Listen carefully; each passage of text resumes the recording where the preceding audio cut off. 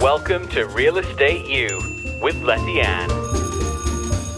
Letty Ann, we started the show talking a little bit about debt, my favorite four-letter word. And so maybe we'll talk about that for just a moment. Debt is a really powerful tool for real estate investors.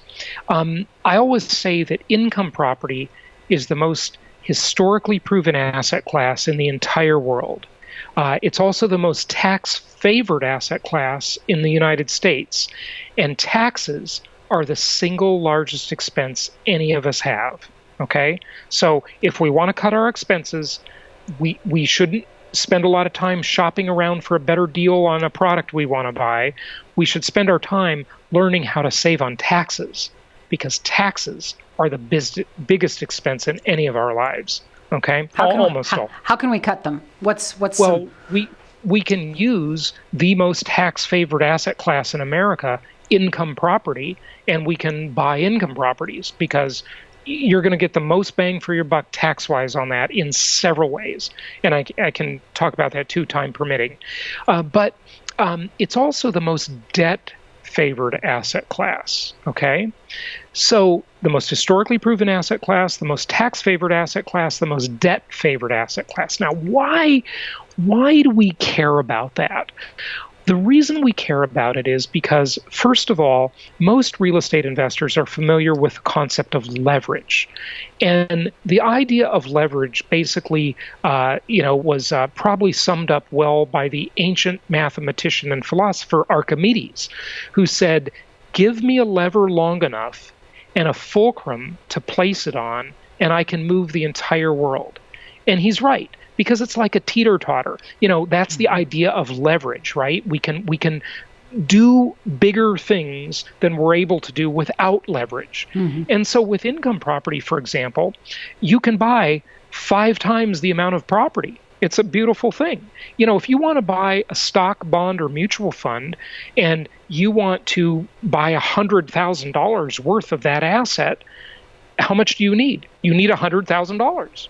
If you want to buy $100,000 worth of income-producing real estate, you only need $20,000, okay? And so that leverage is a great thing because it expands our return.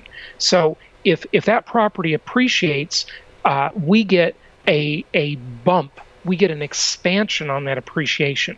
That's the concept of leverage, and it has made many, many people very, very rich. But there's something more that most people aren't familiar with and they don't see. And it's a mouthful, Letty Ann. You ready for this one? I'm ready. I'm going to first tell you the acronym because it's shorter and easier to remember. Okay. It's IIDD. I'm writing this down. IIDD. IIDD. And what it stands for is my trademark term, inflation-induced debt destruction. I like it. It's awesome. Can you say it 10 times fast? Inflation-induced debt reduction. Inflation-reduced debt reduction. Destruction. Oh, no, see? Destruction. Yeah. Well, it is reduction, though. That's true, too. So basically, this is the idea that when you buy a property and you finance it, you get this beautiful 3-decade-long fixed-rate mortgage. That's a beautiful thing right there without anything else.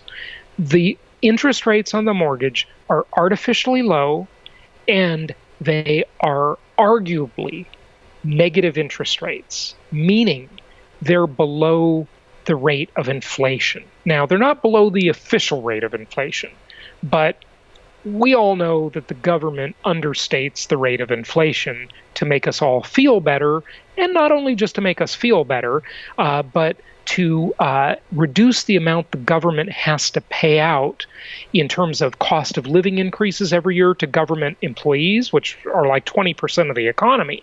So it's a pretty big deal, okay? So the government has an incentive to understate the rate of inflation. But if the inflation rate is 2%, and one of our clients just got a mortgage on a property he purchased through our network that he found at jasonhartman.com, and he got a mortgage for 3.5%. Now, guess what? He was on my show just last week talking about this, and he said he was so excited because if the inflation rate is 2% and the tax deduction on the interest on that mortgage is half of, if his tax bracket's around 50% with state and federal, it's a little less than that, but it's just rounding off, okay? Then his tax deduction is going to be 1.75%. In other words, half of 3.5, right? That's the math I'm doing. Okay. And so if you add 2% inflation to 1.75% tax deduction, you get 3.75. But his interest rate, Letty Ann, is only 3.5. So literally, this is a rental property. But if he never rents it out, if he just keeps it vacant for 30 years, and the inflation rate stays where it is, which it's not likely to do, it's likely to increase dramatically, okay? He will literally get paid 0.25% to borrow that money. That's crazy. You can't beat this in anything. I dare you to find a better investment than income property. I'm going to go buy something tonight. I'm going to buy my fourth rental property tonight. And don't buy it with cash. Finance it. Finance it. Okay. Finance it and get a super cheap 30-year fixed rate loan. Dude, I'm doing it. Guess what happens if you take advantage of what I call the ultimate investing equation. Okay, and the ultimate investing equation, part of it, is basically that you use 80% of somebody else's money to go acquire an asset, okay, and hopefully you buy that asset at or near the cost of actual construction, and then you finance it with their money at an artificially low interest rate. Can you still hear me? Yeah. Something weird happened, but I don't know what. Yeah. Okay. So no, I'm trying to follow along because I want this equation. It's better now. The noise went away. Okay. So you finance it with the artificially low interest rate, and then you say, look, I guess the reason Jason likes debt is because he's not responsible for paying the debt. His tenants are. Okay. See, we outsource the debt obligation to the tenant in the property. They pay the debt. We don't pay our debts. With real estate investing, someone else pays our debts for us. So why do we need the cash? Beautiful thing, right? So, and then they'll usually give us a tip every month too, a little extra called positive cash flow. So maybe we buy a typical property that you'll find through my network is something that might have positive cash flow, say somewhere around $200 a month. Okay. And so you buy this property, you only put 1/5 of the money down. You let the bank put most of the money down. You tell the tenants to pay the debt for you, and then give you a little extra every month, maybe $200 or so. And then you let the property appreciate. You let the value of the debt depreciate as inflation allows you to pay that debt back in cheaper dollars every year. Okay, so you're paying the debt back in cheaper dollars, and the lender is getting less, and that payment in future years feels like nothing because inflation has cheapened the value of the money. Okay, and you get tax benefits, leverage, and you get it's just a beautiful. May I ask you this? Why 30 years and not 15? And I'm told we have about 4 minutes left. And if you're excellent, great question. So why 30 years instead of 15? Well, why would I want to pay a mortgage off sooner that is so cheap where I'm getting paid to borrow the money? He makes it sound so easy. I don't want to pay the mortgage off quickly, okay? I want to pay the mortgage off as slow as possible. Let it ride. If I could get a 100-year mortgage, I would sign up for that in a heartbeat, okay? Now, the only reason, though, to take your question a little more seriously, to possibly consider a shorter mortgage like that is because usually you do get a lower interest rate from the lender. But the interest rate isn't that much lower, Letty.